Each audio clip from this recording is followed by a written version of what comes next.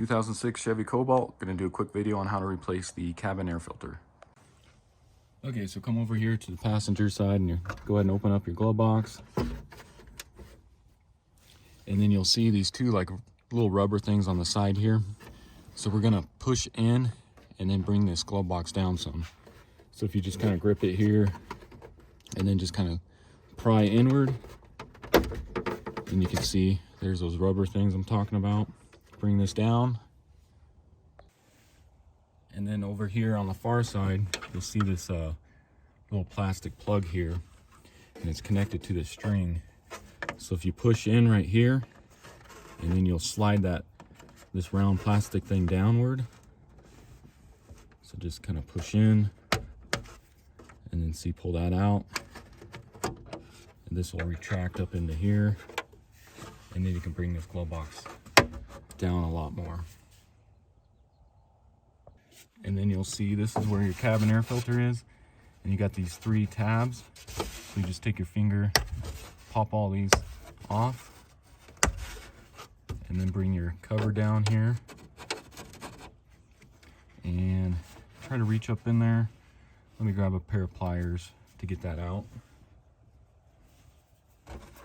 So just reach up in here and pull out your old one.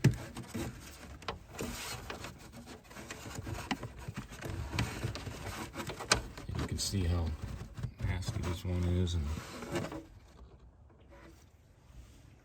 So if you take a look at your old one here, you can see how bad this one was. It's pretty nasty. So I got this one off Amazon, fill top, ACF 058. I'll put a link in the description for it. And let's go ahead and open it real quick.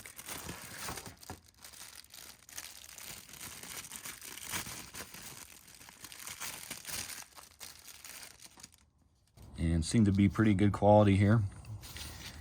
Just want to make sure it matches up. The old one looks good. So then when you install your new filter here, you'll see you have some arrows here that say airflow. You want those pointing down because the air comes through the top of the car and then down to the blower motor there. So go ahead and get that lined up, and then because this kind of goes in at an angle, that's why we have to release this glove box so far down there. So go ahead and slide that up at an angle here.